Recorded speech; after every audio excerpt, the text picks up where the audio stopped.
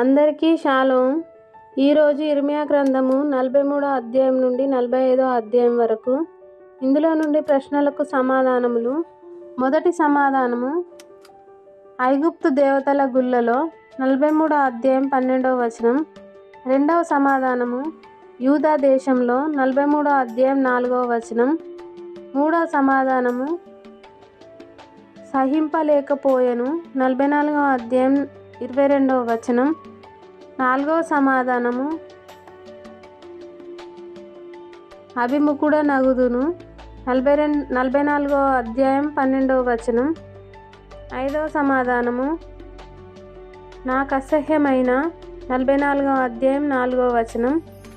ఆరవ సమాధానము, ఆయన కట్టిన దానినే 45వ అధ్యాయం 4వ వచనం. ఏడవ సమాధానము, కీడు సంభవించినట్లుగా 44వ అధ్యాయం 29వ వచనం.